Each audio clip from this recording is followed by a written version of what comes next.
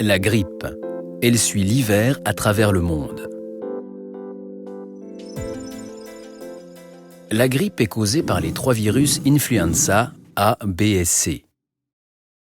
Si le type C est plutôt rare chez l'être humain, les types A et B sont quant à eux largement répandus. Ces 3 types de virus peuvent évoluer suite à des mutations génétiques. À ce titre, le virus de type A mute plus rapidement que les 2 autres. Différentes souches de virus sont responsables de la grippe. Les souches virales, qui circulent en hiver et sont à l'origine des épidémies de grippe, évoluent d'année en année. C'est pourquoi il est nécessaire de se faire vacciner tous les ans contre la grippe. D'autant plus que le vaccin n'est généralement efficace que pendant 4 à 6 mois.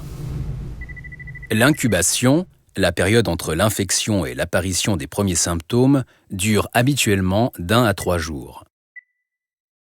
Les personnes touchées sont généralement déjà contagieuses 1 jour avant l'apparition des premiers symptômes de la grippe.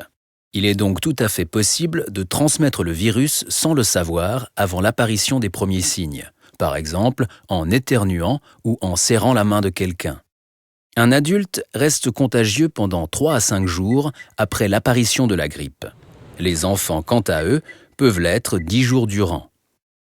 Si les refroidissements sont eux aussi causés par des virus et leurs symptômes en partie similaires à ceux de la grippe, il existe toutefois des différences entre les 2 maladies. Dans le cas de la grippe, les symptômes sont plus marqués et peuvent parfois entraîner de sévères complications. Dans le cas d'un refroidissement, les symptômes tels que maux de gorge, douleurs articulaires, toux, écoulement nasal et température élevée se font ressentir plus lentement. Un refroidissement se soigne généralement sans entraîner de complications.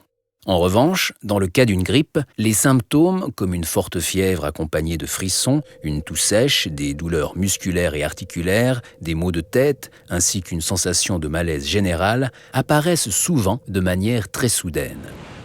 Le graphique compare l'intensité des symptômes dans le cas d'un refroidissement et d'une grippe.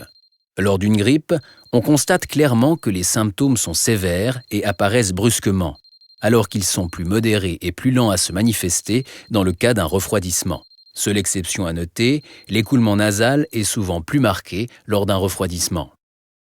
Contrairement au refroidissement, bénin dans la plupart des cas, une infection grippale peut entraîner des complications, notamment chez les personnes présentant certains risques. Chaque année en Suisse, près de 5000 personnes doivent être hospitalisées. Et lors d'une forte épidémie, jusqu'à 1200 personnes peuvent décéder de complications liées à la grippe.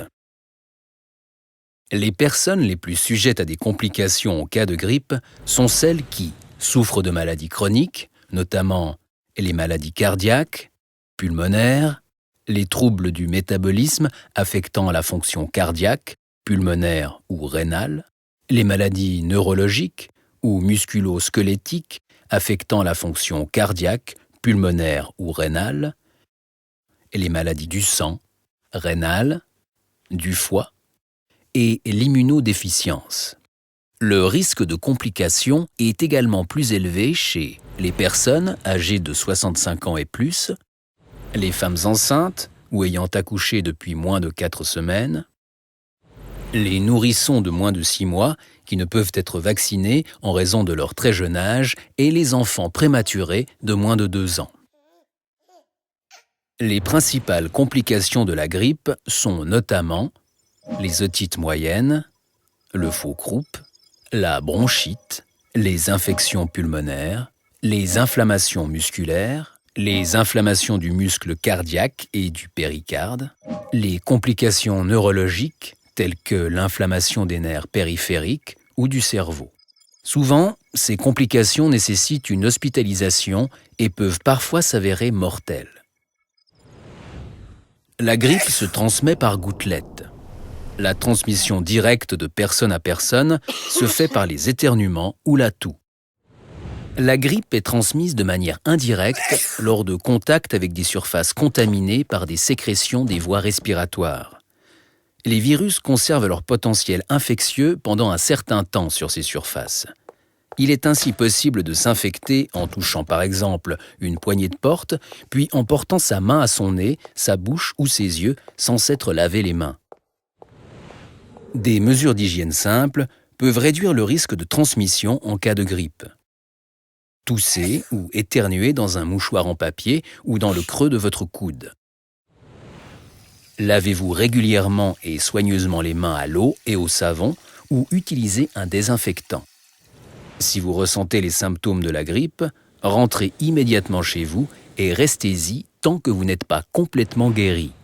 Si vous présentez des symptômes respiratoires, portez un masque au travail. Ces mesures d'hygiène permettent de diminuer le risque de transmission sans pour autant l'exclure totalement. Le vaccin saisonnier contre la grippe offre une meilleure protection. Son efficacité est néanmoins nettement plus faible chez les personnes à risque que chez les adultes en bonne santé.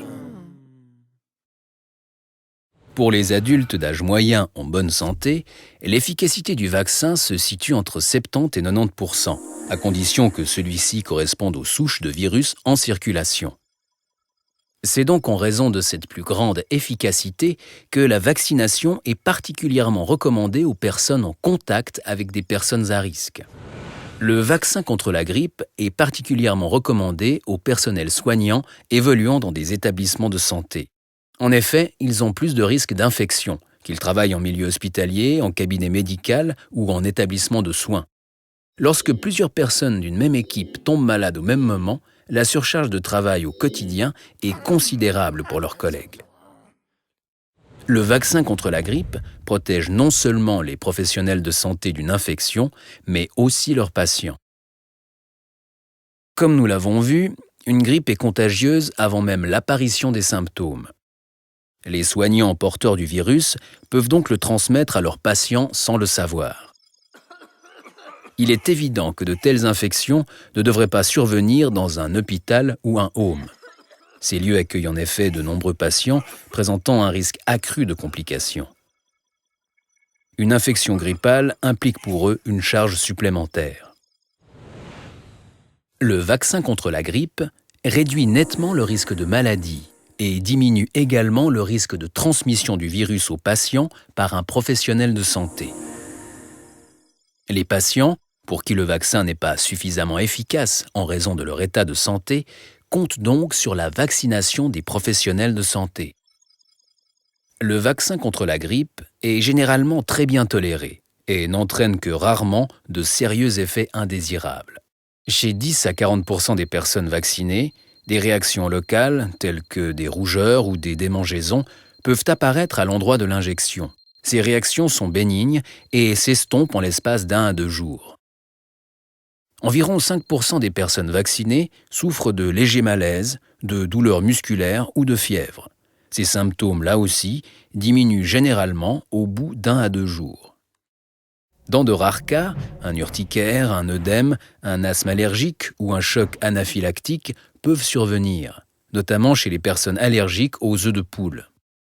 Dans des cas extrêmement rares, on a pu observer un lien entre le syndrome de Guillain-Barré et le vaccin. On estime le nombre de cas à 1 pour 1 million de personnes vaccinées, ce qui reste bien en deçà du nombre de ceux recensés suite à une grippe. Il ne faut pas oublier que les patients reçoivent souvent la visite de leur famille et de leurs amis. Ces visites représentent également un risque non négligeable de transmission de la grippe.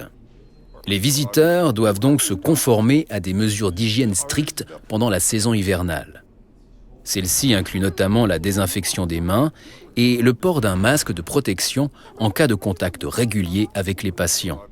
Il est également recommandé aux membres de la famille et aux proches de personnes présentant un risque accru de complications de se faire vacciner contre la grippe.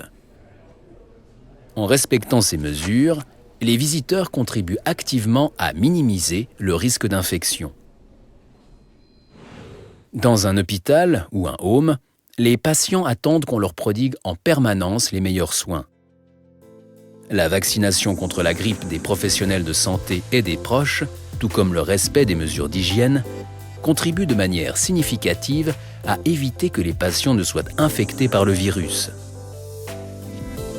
Se vacciner contre la grippe est donc avantageux Et ce, à plus d'un titre. La vaccination permet de se protéger soi-même et de protéger ses collègues, ses patients et leurs proches.